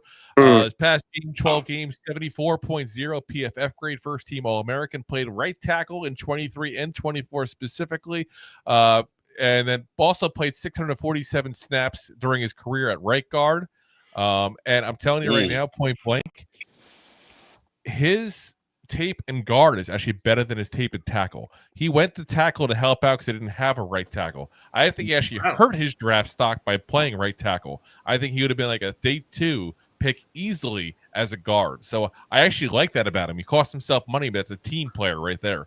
As far as the pros and cons, we had good hand use, quick burst, pulls well, good pop in his hands, aggressive. This guy loves to pancake. Like, seriously, I'm telling you, when he retires, he's going to open up a chain of freaking IHOPs. This kid loves pancakes.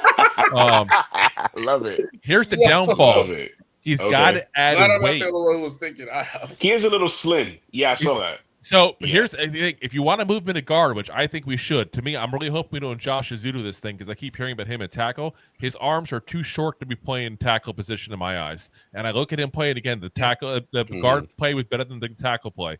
But 300 pounds is not going to cut it in the NFL as a guard. So I like this year, put him on the bench a little bit, let him go hang out with Eddie Lacy at the Golden Corral for a little bit, see if we can get some weight on him at that point there, and see what we can do.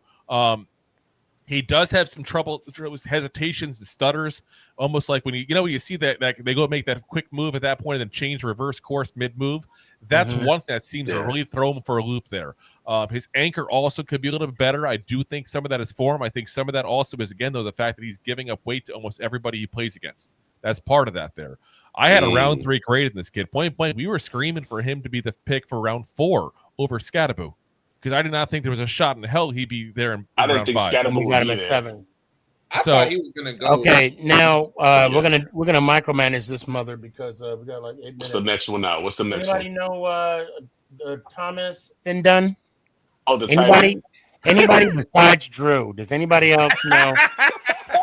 All right, Drew, go ahead. Drew, the floor. Take it away, Drew. Wait. Let me talk before Drew. Real quick. Okay, go ahead. Go ahead. Oh. By the time Drew was done, I got nothing else to say. Go for it. Big dude. Like I think he would actually be the biggest tight end we have on the roster. Okay. Solid. How tall is he? 6'6". I think he's listed Okay. at 6'6". Jesus, man. That's not that tall. How tall is Neil Johnson? I think Isn't he 6'4". like Neil Johnson's 6'4". 6'4". Okay, so bow tie 6'5", Brown said 243, by the way. 6'7". You got to wait by any chance? 6'7". Okay. Yeah, he said he's 6'7". He's a big dude, big target. Okay. Red zone catches with Red his zone, hands. Bingo. Is a willing blocker, but not a great blocker. So I think Manhurts or Cager, if Cager's even still on the roster at this point. Bellinger's still there. Yeah, Bellinger, but I think him and Theo Johnson in a tight end. That's something. With a tight end set could be very interesting.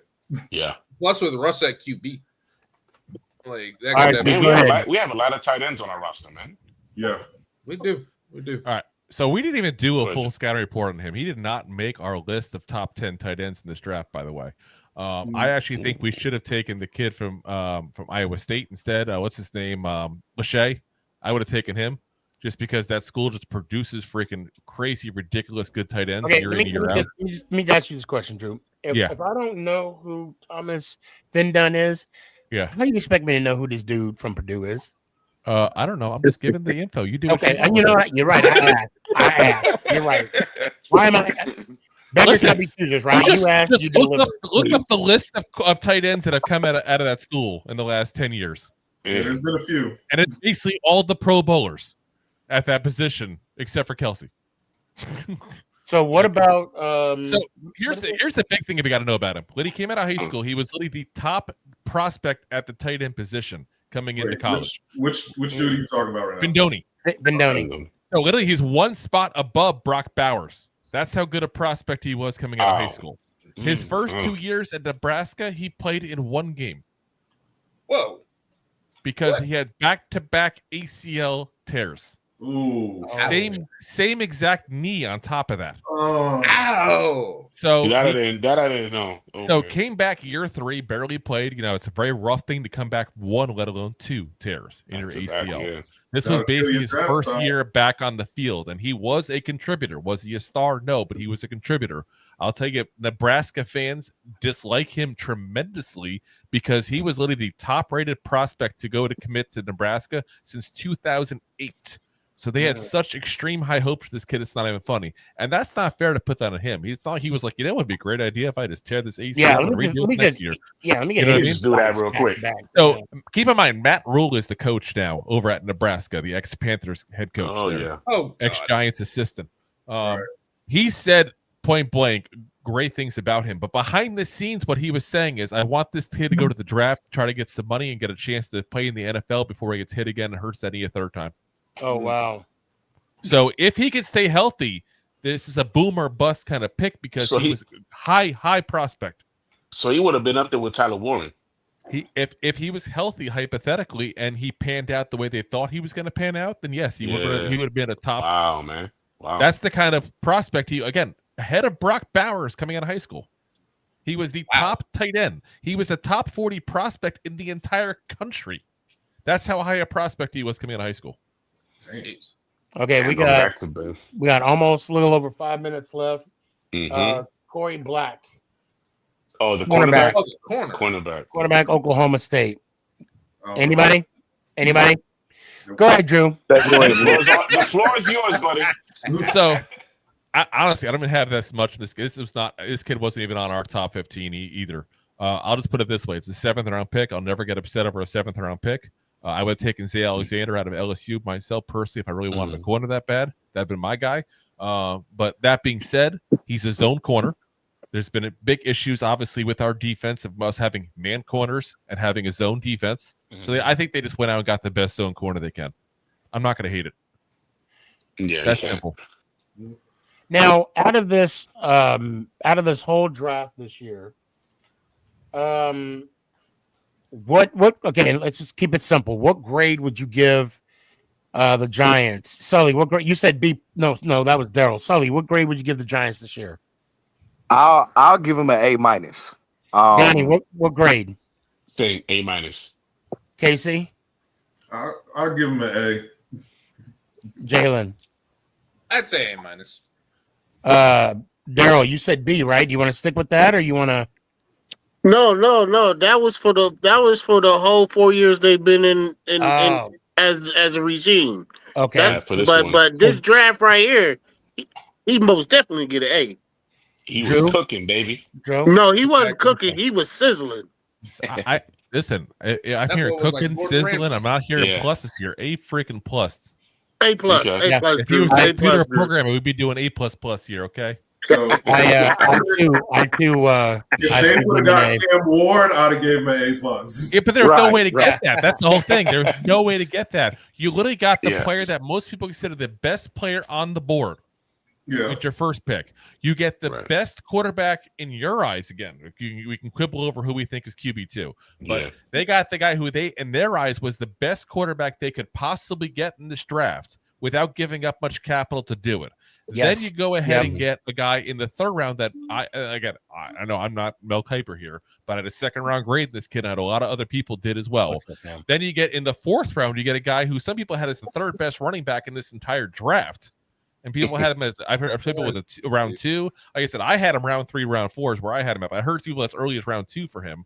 Then you go ahead and get a guy in round 5 that most people had a round 3 grade on. Like, what is there to complain about in this draft? Absolutely nothing. If you can't complain about something, and there's nothing else he could have done better, you got to give him the top grade. Yeah, you got get these pluses out, people. Come on. John Mara better be happy. Listen, John Mara be happy if he wins. And I'll tell you this: you talk about Giants fans getting on Shane. You want Giants fans get off Joe Shane? Win. That's all it takes. Sully, I appreciate you coming on, man. Let me hear it one time, man. Let's go Giants. Ow. I appreciate you, fam. Jalen, thanks for coming on. Let me hear it one time. Let's go Giants. Ow. Appreciate you. Daryl. Let's go Giants. Ow. Casey, Can I say something real quick? go ahead. Like Joe Shane, it's not if the Giants can't win with this squad at this point, it's not on Joe Shane. That's it. Let's go Giants. Appreciate you, fam. See you Thursday. Mm-hmm. Drew, let me hear it one time, man. Let's go Giants. Ow! And I really appreciate your insight. Thank you so much for No the problem, info. Danny. Let's go Giants. Oh, good night, brother. Good night, fam. Be good. Be good. Billy, I'm going to bring you on so you can give it to me one time. Well, let me hear it one time, Billy. All right, well, I'll see you next time. Let's go Giants. Out. I'll see you Thursday, fam. We'll talk. Appreciate you. Guys, this was a great show. We had a serious conversation. We had debate, and we had a great ending talking about the draft. Look, I love the future. I love the future of the Giants. I love the direction that we're going. And I want to show y'all something, right, that I wore tonight. Tyson, I appreciate you, man. Have a good night. I'm wearing my class ring that 1997. And you want to know why I got the blue gem in there? Now, if you're going to say because of the Giants, that's true. However, right, that's why I picked the blue. But the reason why I got it, and I'll even show TikTok, the reason why I got the blue was because that was also our school color. So it just happened to work out for me this year. And that's how much I love this team. And that's how much I appreciate this year's draft. And how that's going to correlate to wins. The wait continues. I want to appreciate everybody that came on. I want to thank everybody that put in their 2 cents for the uneasy conversation, the uneasy discussions. And I think for us to move forward, we have to have those. I really do. Maybe not every week, maybe not every show, but once in a while, it's a good little bookmark to say, hey, this is still an issue. Let's talk about it. Let's be about it. But at the same time, on this show, we show nothing but love and respect. And that's why that's one thing I love about this show. That's one thing I look forward to Tuesdays and Thursday nights. Be good to one another. Keep your hands to yourself. And do me a favor. Please make someone smile out there. Let's go Giants. Ow! Is this thing on? It's your boy Stefan, a.k.a. SneakyG. Yeah.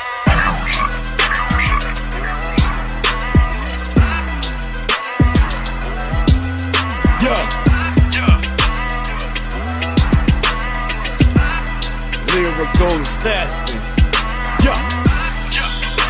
Let's go Giants.